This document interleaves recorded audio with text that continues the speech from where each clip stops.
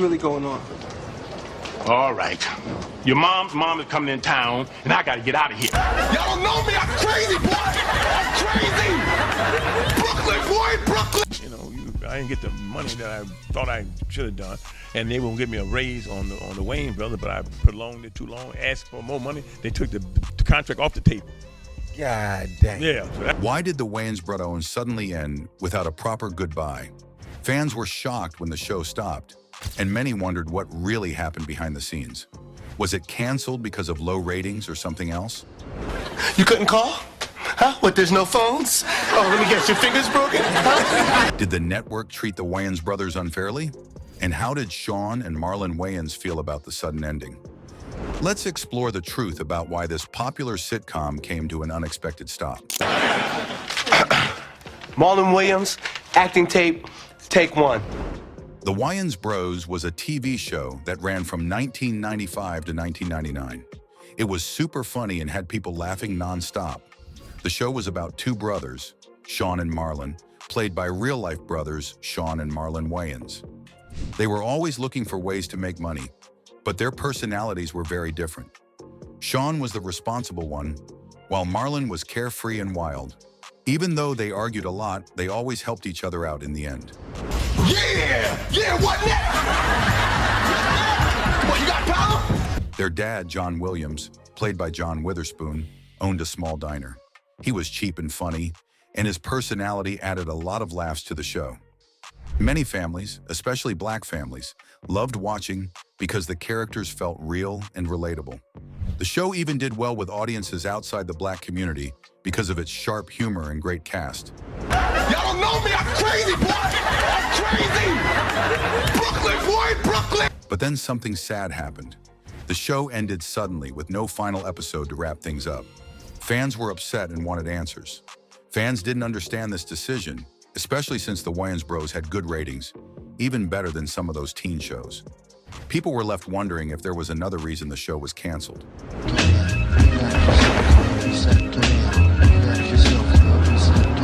Theme songs are a big deal for TV shows, especially black sitcoms. They don't just set the vibe, they become part of the show's identity. The Wayans brothers understood this and made history by using a hip-hop classic as their theme song. The show started with an instrumental version of Electric Relaxation by A Tribe Called Quest, a big name in hip-hop. This wasn't just music, it was a statement about culture, style, and identity.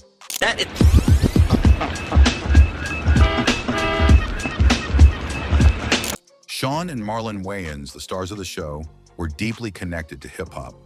Shawn was a former DJ, and both brothers grew up in the heart of hip-hop culture. You could see it in how they dressed, the way they talked, and of course, in their choice of theme song.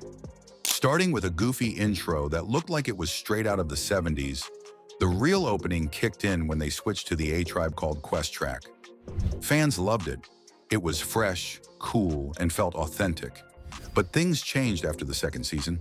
The theme song was replaced with a new instrumental made by Shawn, Marlon, and their friend, actor Omar Epps. While the new music wasn't bad, it didn't have the same magic as Electric Relaxation. Many fans were disappointed. They had grown attached to the original track because it was unique and symbolized the show's vibe. The decision to change the theme song wasn't explained, but it left fans feeling a little let down. For many, that original hip-hop track set the Wayans brothers apart from other sitcoms. Even though the show stayed funny and true to its roots, the theme song change was a reminder of how much music can mean to a show and its audience. For fans, Electric Relaxation will always be the theme song of the Wayans brothers.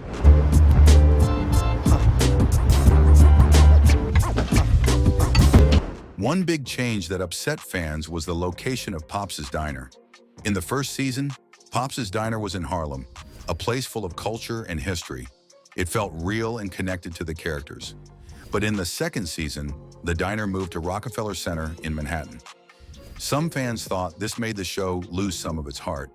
They missed the authentic feel of Harlem and felt the new location didn't fit as well with the show's original vibe. Going somewhere where the wine flows free, the women are easy, and they gamble all night long. Bingo night. Another struggle was the lack of recognition for the show's success. Marlon Wayans spoke out about this. saying the WB network didn't give the show the credit it deserved. Did you know the Wayans brothers often had higher ratings than big shows like Friends in some cities? Despite this, the network didn't treat it like one of its top programs. Marlon felt the show helped make the WB network popular, but it never got the respect or promotion it earned. It's important to remember that the Wayans brothers wasn't just another sitcom, it was the first original sitcom on the WB network. Back then, the WB was new and trying to find an audience. The show's working title was Brother to Brother, but it was later changed to the Wayans brothers. It was part of a big night of shows, including Unhappily Ever After and The Parenthood. This lineup helped put the WB on the map. Despite these struggles, the Wayans brothers remains a favorite for many fans. Talking about Mick Jagger and the Rolling Stones are still out there making that paper. Did you know Shawn and Marlon Wayans had to fight hard to cast John Witherspoon as their dad in the Wayans brothers? The network bosses didn't think he was the right guy for the role. Can you believe that? But Shawn and Marlon stood their ground. They knew Witherspoon was perfect for the part, and they refused to back down. John Witherspoon, or Pops, as many fans lovingly call him, was a comedy legend. He made people laugh in movies like Boomerang, Friday and Vampire in Brooklyn. He was also in TV shows like The Boondocks and Black Jesus. But his role as Pops in the Wayans brothers became one of his most famous and loved roles. All right. Your mom is coming in town, and I got to get out of here. When Shawn and Marlon were working on the show, they were clear about one thing. John Witherspoon had to play their dad. However, the NBC network didn't agree. They wanted someone else, even suggesting Danny Glover. Now, Danny Glover is great, but Shawn and Marlon couldn't see him yelling, "Get in here!" or acting like the hilarious, over-the-top dad they envisioned. They believed Witherspoon brought something special no one else could. Shawn once shared this story at Witherspoon's funeral in 2019. He said that when NBC tried to push another actor on them, they simply said, "Nope, that's our Pops. Take it or leave it." NBC decided not to pick up the show, which could have been a disaster. But then Warner Brothers stepped in. They agreed to cast Witherspoon as Pops, and the rest is history. That's gonna be our Pops right there. And we were little boys, but we knew that that dude was gonna be our dad. Can you imagine the Wayans brothers without John Witherspoon? He brought so much heart and laughter to the show. His funny lines, big personality, and lovable energy made Pops unforgettable. The Wayans brothers saw his talent and wouldn't let anyone else take that spot. When John Witherspoon passed away on October 29th, 2019, the comedy world was heartbroken. He left behind a legacy of laughter and unforgettable performances. Shawn and Marlon's decision to fight for him showed not just their love for him as an actor, but also their understanding of what made the Wayans brothers so special. Look, he's even splurging some money for a brand new suit. This is not a suit. This is my coffin. Without John Witherspoon, the show wouldn't have been the same. Pops was the glue that held it all together. Shawn and Marlon took a risk, and it paid off. Fans will always remember John Witherspoon as the hilarious, wisecracking, and loving dad who made us all laugh. Comedy is meant to make people laugh, but sometimes it can also stir up mixed feelings. The slapstick humor and over-the-top antics in certain shows have been loved by many. People enjoy the silliness, funny movements, and exaggerated jokes. However, not everyone feels the same. Some believe these types of comedy rely too much on stereotypes or physical gags. This can make the humor feel repetitive or even offensive to some viewers. You couldn't call? Huh? What, there's no phones? Oh, let me guess, your finger's broken? Huh? The Wayans brothers brought a unique and edgy style to the world of comedy. Their jokes often pushed boundaries, which made some people laugh but also made others uncomfortable. Finding a studio to support their vision wasn't easy at first. Many studios were nervous about taking a risk on their type of humor. They worried that it might upset people or fail to attract a big audience. This hesitation didn't stop the Wayans brothers, though. Instead, it showed how determined they were to stick to their style. They believed in their work, even when it wasn't for everyone. Their comedy aimed to shine a light on real-life issues, but through a playful and outrageous lens. This boldness won them fans who appreciated their honesty and willingness to take risks. Still, the criticism can't be ignored. Some argue that their jokes sometimes went too far or lean too heavily on stereotypes. While humor based on stereotypes might seem funny at first, it can also be hurtful or offensive. Over time, audiences have become more aware of how comedy can impact different groups of people. This has led to more conversations about what's okay to joke about and what crosses the line. The challenge with comedy is finding a balance. It should be funny and entertaining, but also mindful of how it affects others.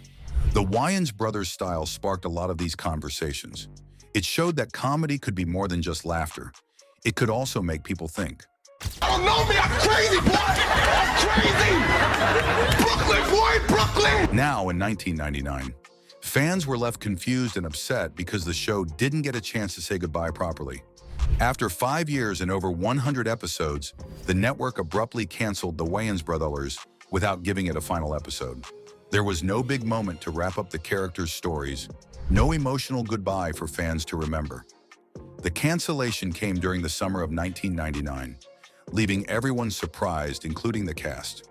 For many black-led TV shows at the time, this kind of treatment wasn't unusual. Unfortunately, they often didn't get the respect they deserved. Shawn and Marlon Wayans didn't let this setback stop them. They moved on to bigger projects in Hollywood, but they didn't forget how the Wayans brothers ended. Shawn even joked about it in their 2000 movie Scary Movie. In one scene, his character says, "And the Wayans brothers was a good show, man.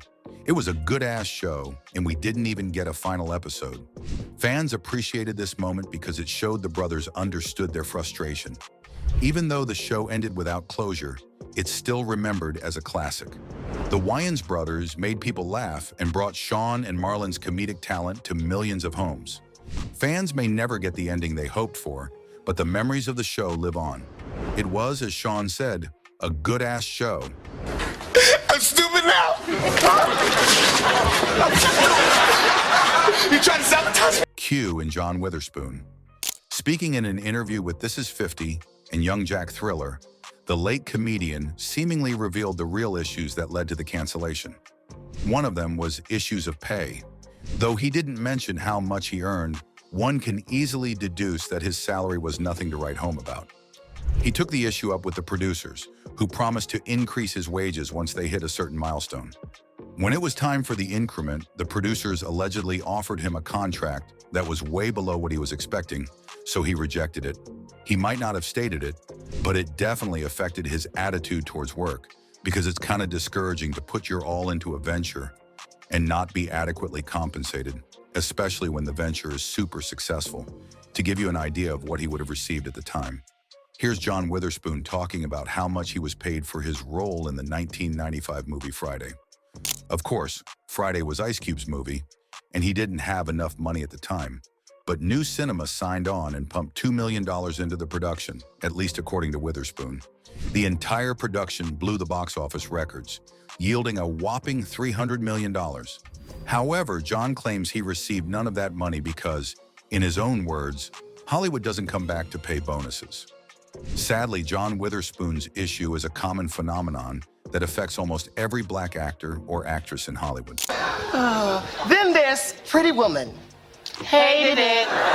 The Wayans family created shows like In Living Color and hit parody movies like Scary Movie. But their sitcom, The Wayans Brothers, often didn't get the same praise. People compared it to these bigger projects and said it wasn't as good. Still, the show had its charm and played a big role in launching Shawn and Marlon Wayans into Hollywood. The Wayans brothers gave Shawn and Marlon a chance to show their talent. It wasn't just a sitcom, it was like their training ground. They learned about acting, writing, and producing. Even though the show ended after 5 seasons, it set the stage for their future success. While working on the show, the brothers were already making moves in Hollywood. In 1996, they co-wrote and starred in Don't Be a Menace to South Central, while drinking your juice in the hood, often just called Don't Be a Menace. The movie made $20 million, proving they had what it took to make people laugh on the big screen too. After the Wayans brothers ended, Shawn and Marlon kept climbing. In 2000, they co-starred, co-wrote, and co-produced Scary Movie. Hey, yo, dog. Does this shirt make me look gay? It became a massive hit, earning $278 million worldwide on a small $19 million budget. The sequel, Scary Movie 2, brought in another $140 million. They didn't stop there. In 2004, they made White Chicks, a comedy about two undercover FBI agents pretending to be rich white women. The movie made over $113 million and became one of the top comedy hits that year. 2 years later, they created Little Man, which also earned over $100 million worldwide. Marlon Wayans has said the sitcom was a big learning experience. He explained, "We were young kids from the projects of Manhattan creating, producing, and starring in our own show. It helped us grow as artists and gave us the skills to become movie stars. The show may not have gotten as much attention, but for Shawn and Marlon, it was the foundation of their success." Now let's delve into some behind-the-scenes facts that you don't know about the show. Isn't that the same place you got the hip? Mm-hmm. 2 more easy payments and they're all mine. My, look at you two. So handsome, getting so big. Oh, yeah. I'm glad you took out to my side of the family. Otherwise, you might have ended up looking like Homie the Clown here. Boys, I know I promised, but does Dracula know you? Did you know Jeanette DuBois was younger than John Witherspoon, even though she played his mother-in-law on the Wayans brothers? Yes, it's true. She was 3 years younger than him. That might surprise you since she looked much older in the show. The makeup team did an amazing job making her look like an older grandma. Jeanette DuBois was already a big name in Hollywood before she joined the Wayans brothers in its 3rd season. She had a long and successful career as an actress. Many people remember her as Willona Woods on Good Times, the funny and stylish neighbor of the Evans family. She was on the show from 1974 to 1979. DuBois didn't just act, she also had a beautiful singing voice. She co-wrote and performed the theme song for the Jeffersons, called Movin' On Up. If you've ever heard it, you know it's one of the catchiest songs in TV history. It still puts a smile on people's faces to this day. When Jeanette joined the Wayans brothers, she played Grandma Ellington, the grandmother of Shawn and Marlon Williams. She was also Pops' mother-in-law. Her character and Pops didn't get along, which made for some very funny moments. Their back-and-forth arguments always had viewers laughing. But in real life, Jeanette and John Witherspoon were good friends, and they respected each other's talent. It's amazing how Jeanette DuBois pulled off playing an older woman when she was actually younger than John Witherspoon. This is a great example of the saying, "Black don't crack." Even in her later years, she looked beautiful and youthful. Her talent and charm made her unforgettable on screen. Jeanette DuBois gave us so many great performances during her life. She made us laugh, sang songs we still love, and showed how versatile she was as an actress. Her role in the Wayans brothers was just another example of her incredible skills and dedication to her craft. If you remember watching the Wayans brothers, you know it's full of running jokes that keep the laughs coming. Shawn is always chasing women. Marlon struggles with his acting dreams. Pops cuts corners in his diner while wearing eccentric clothes, and Dee is on the hunt for a man. But one of the funniest and most mysterious gags in the show is the fact that Shawn and Marlon's mother, Pops' wife, never appears in any episode. This wasn't because the writers forgot about her. In fact, some episodes focused on Pops' marriage. One story even had Shawn and Marlon thinking Pops might be cheating on their mom. But despite the talk about her, we never actually see her on screen. Somehow, this made the jokes even funnier. The audience was left to imagine what she might be like, and her absence became part of the charm of the show. There's no official explanation for why Shawn and Marlon's mother never showed up.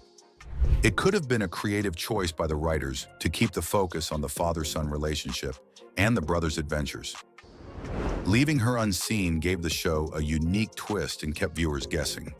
It also created an interesting dynamic. Pops would talk about his wife, and the brothers would react as if she was very real to them, but she remained a mystery to the audience. This made her an invisible but important part of the family. The show also had some interesting behind-the-scenes moments. For example, did you know Marlon Wayans was supposed to play Robin in the Batman movies? He missed out on the role, but he brought a bit of Batman to his sitcom. Adam West, the original Batman from the 1960s TV show, made a cameo in Season 3 as a TV show host.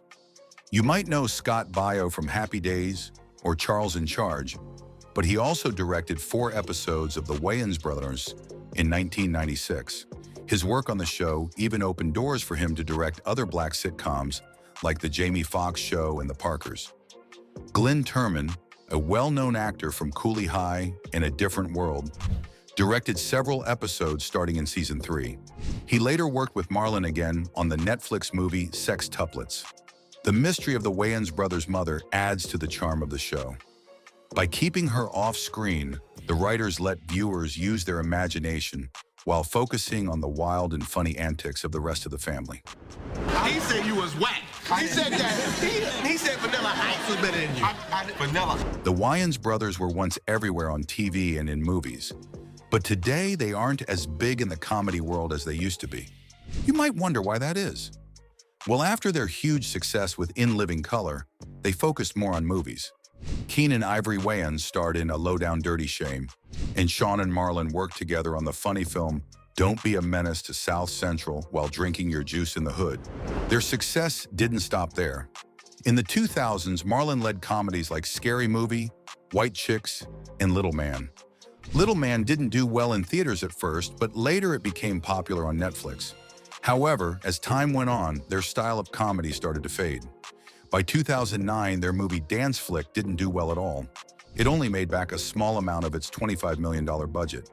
Comedy was changing, and it seemed like the Wayans brand of silly humor wasn't connecting with audiences anymore. Keenen even mentioned this change when he tried to bring back In Living Color with a reboot. He said, "I just feel like we're in a different time," explaining that the world of comedy had shifted. So while the Wayans brothers didn't disappear, they found themselves in a time where their comedy wasn't the biggest thing in entertainment anymore. They're still around, but things have just changed over the years.